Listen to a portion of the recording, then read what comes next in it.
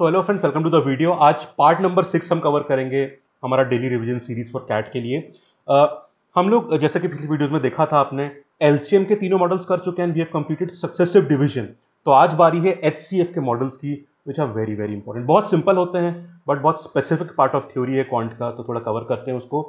आइए शुरू करते हैं। देखिए, एचसीएफ के मेनली दो मॉडल्स होते हैं। I hope you know what is HCF. मैं उस बेसिक्स पे नहीं जाऊंगा। एचसीएफ हाईएस्ट कॉमन फैक्टर, या इसको जीसीडी भी बोलते हैं, ग्रेटेस्ट कॉमन डिवाइजर। तो अगर हम दो नंबर्स का एचसीएफ निकाल रहे हैं तो बेसिकली एचसीएफ क्या होता है? Highest such number which perfectly divides both the numbers.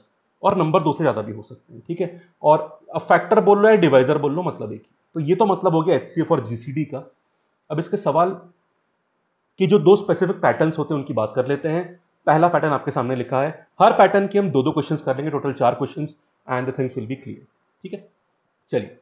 तो find the largest number which divides these two numbers and leaves 2 and 3 as remainder. पहली चीज जो हमने एलसीएम में बात करी थी कि हम सवाल को पहचाने कैसे। जस्ट लार्जेस्ट या हाईएस्ट वर्ड से कंफ्यूज मत होइएगा। उस क्वेश्चन में क्या था, एलसीएम वालों में अगर आपने देखा होगा वो वाला पार्ट, फाइंड द स्मॉलेस्ट या लार्जेस्ट जो भी नंबर था विच इज डिवाइडेड बाय, वहां पे नंबर डिवाइड हो रहा था, पर यहां पे क्या है, find the largest number which divides. यहां पे जो रिक्वायर्ड अननोन नंबर है आपका, जो आपको फाइंड करना है, वो किसी और नंबर को डिवाइड कर रहा है। डिवाइड हो नहीं रहा, डिवाइड कर रहा है। The number is not divided by, it divides something. तो यहां पे आपका नंबर फैक्टर है। क्लियर है बात? तो यहां पे क्योंकि आपका नंबर डिवाइड कर रहा है, यहां पे कॉन्सेप्ट ऑफ फैक्टर आएगा, इसलिए यहां पे हम एचसीएफ कॉन्सेप्ट यूज करेंगे। यही मल्टीपल वाली बात हमने एलसीएम में करी थी, पर यहां पे फैक्टर की बात आ गई। तो पहली चीज तो ये, this is how you will identify that we have to use LCM और एचसीएफ। अब दूसरी बात, ये पैटर्न क्या है देख लेते हैं। आपका कोई नंबर है जो आपको फाइंड करना है, यहां पे अननोन नंबर है। जब वो 199 को डिवाइड करता है तो रिमाइंडर 2 आता है, ठीक है। और जब वो नंबर 68 को डिवाइड करता है तो रिमाइंडर 3 आता है, ठीक है। तो दैट इज द क्वेश्चन। अब एक बात बताइए, हम किसका एचसीएफ निकालें? Should we find the HCF of these two numbers? No. आपका अननोन नंबर इनको डिवाइड नहीं कर पा रहा है, वरना रिमाइंडर क्यों आता? रिमाइंडर आ रहा है, ठीक है। चलिए, क्या आपका नंबर 119 को डिवाइड कर पाता है? नहीं, क्योंकि रिमाइंडर 2 आता है। पर अगर इस रिमाइंडर को मैं हटा दूं, सब्सट्रैक्ट कर दूं, तो जो नंबर बचेगा, क्या वो परफेक्टली डिवाइड हो जाएगा आपके फैक्टर से? यस, वो हो जाएगा। तो 2 को हटा दीजिए, क्या बचा? 117। तो जो रिमाइंडर था उसको हटाने के बाद जो नंबर बना है, क्या वो हमारे उस फैक्टर, उस नंबर से परफेक्टली डिवाइड हो पाएगा? हाँ, अब हो जाएगा।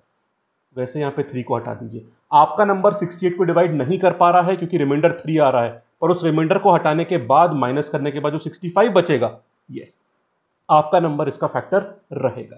तो आपको एचसीएफ किसका निकालना है? 119 और 68 का नहीं। उन रिमाइंडर्स को हटाइए, फिर जो बचा है उसका रिमाइंडर, उसका एचसीएफ निकालिए। What is 117? This is 13 into 9 and this is 13 into 5। 9 और 5 में तो कुछ भी कॉमन नहीं है, बस 13 कॉमन है दोनों में। तो इन दोनों नंबर्स का एचसीएफ 13 होता है and that is your answer. बस खत्म। 10 सेकंड भी नहीं लगेंगे इसको सॉल्व करने के लिए आपको, ठीक है। वैसे आपने एचसीएफ का फैक्टर मेथड या लॉन्ग डिवीजन मेथड पढ़ा ही होगा, बट कई बार सवालों में उनकी जरूरत ही नहीं पड़ती, ऑब्जर्वेशन से ही आंसर आ जाता है। तो व्हाट इज एचसीएफ टाइप 1? जहां पे आपका नंबर दो नंबर्स को डिवाइड कर रहा है, तो those numbers are given to you और उनके करस्पॉन्डिंग रिमाइंडर्स भी दिए हैं आपको। बस माइनस करिए, जो आंसर आता है उनका एचसीएफ निकालिए and you will get the answer. अगला सवाल देखिए, same pattern.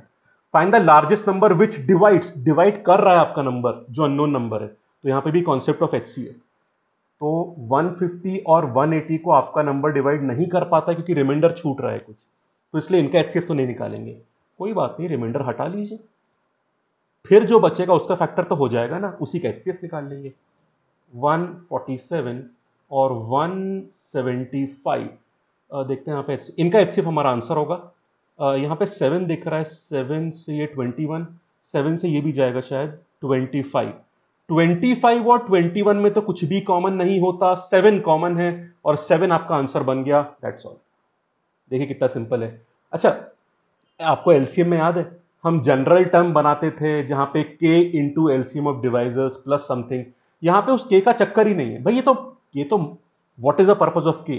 To generate further multiples. ये तो फैक्टर का सवाल है, यहां पे तो एक ही आंसर आना है।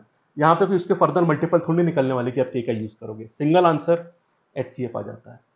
चलिए ये HCF टाइप 1 हो गया, टाइप 2 और देख लो और कहानी खत्म यहाँ पे। ठीक है, चलिए यहाँ पे देखते हैं। Find the largest number which divides 47, 68 and 131 leaving the same remainder in each case. पहली चीज कि नंबर्स जिनको हम डिवाइड कर रहे हैं, पहले तो आपका जो अननोन नंबर है वो किसी को डिवाइड कर रहा है, it is dividing something, it divide something. तो यहां पे कॉन्सेप्ट ऑफ फैक्टर है, तो HCF का सवाल हो गया। पर HCF किसका? ये नंबर्स तो ये रहे आपके सामने, 131 हो गया, ये 68 हो गया, और क्या हो गया, ये 47 हो गया। क्लियर है बात? सबसे पहली बात, क्या हम इनका HCF निकाले? नहीं, आपका अननोन नंबर इनको डिवाइड नहीं कर पाता क्योंकि रिमाइंडर छूट रहा है, पर वो रिमाइंडर हमको नहीं पता। अगर हाँ, तीनों केस में रिमाइंडर सेम है,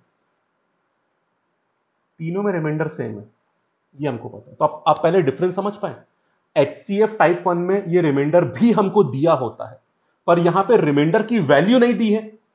अगर वैल्यू दी होती ना तो माइनस करके उनके HCF निकाल के टाइप 1 से आंसर कब का आ चुका होता। तो वैल्यू नहीं दी है, पर हाँ एक हेल्प दी है हमको। कौन सी? कि तीनों केस में रिमाइंडर सेम आता है, that same concept is given to us, but exact value नहीं दी है। ठीक, 131 जो आपका नंबर है 131 का फैक्टर तो नहीं है, मतलब 131 आपके नंबर का मल्टीपल तो नहीं है। पर रिमाइंडर हटा लिया जाए,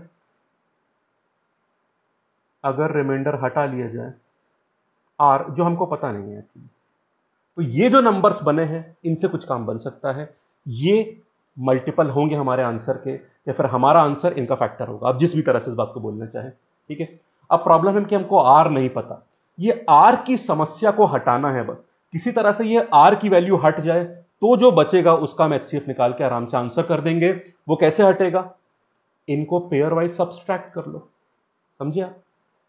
अगर आपका नंबर इसका फैक्टर है, इसका फैक्टर है, तो इनके डिफरेंस का भी फैक्टर होगा, तो उस डिफरेंस पे जाइए, उससे आपकी आर की वैल्यू अपने आप हट पाएगी।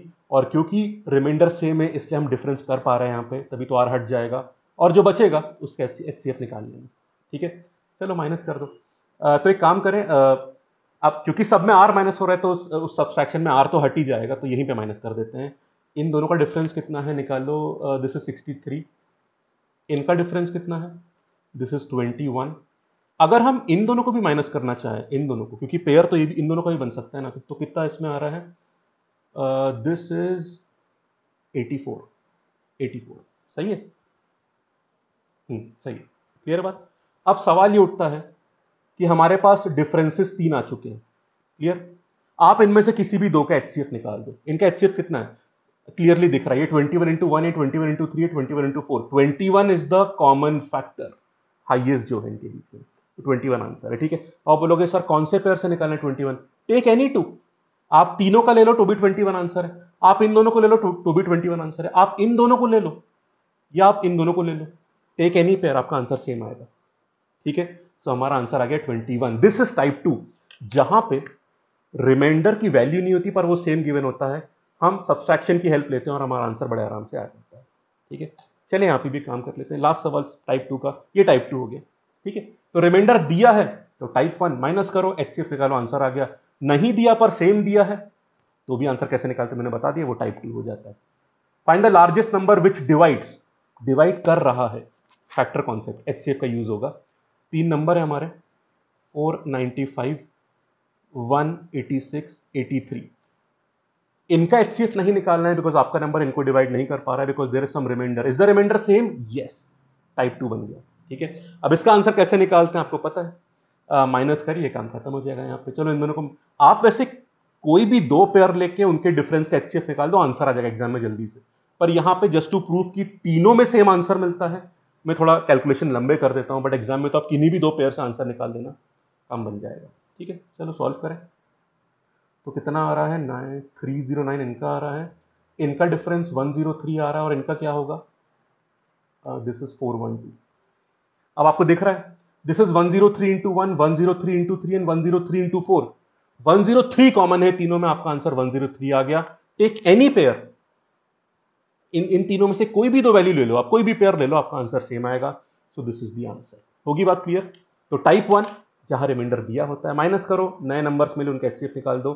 टाइप 2 HCF का, जहां पर आपके रिमाइंडर सेम होते हैं पर उनकी वैल्यू नहीं होती, तो वहां पे ये पैटर्न फॉलो करते हैं। और सवाल एचसीएफ का एलसीएम का है वो तो मैंने पहले ही क्लियर कर दिया आपको, ठीक है। तो यहाँ पे हमारा एलसीएम, सक्सेसिव डिवीजन और एचसीएफ के टाइप्स सारे कंप्लीट होते हैं। वेरी इंपॉर्टेंट नंबर सिस्टम का ये टॉपिक होता है। आगे और भी इंपॉर्टेंट टॉपिक्स और कॉन्सेप्ट्स और अप्रोचेज आने वाली हैं, ठीक है। तो अगर ये पार्ट और ये कॉन्सेप्ट पसंद आया हो तो वीडियो लाइक जरूर कर देना, that's very important for our motivation. And comment जरूर करिएगा आपके ऑनेस्ट फीडबैक, ठीक है। और चैनल सब्सक्राइब कर लीजिएगा। कल फिर मुलाकात होगी आपसे। Thank you, have a nice.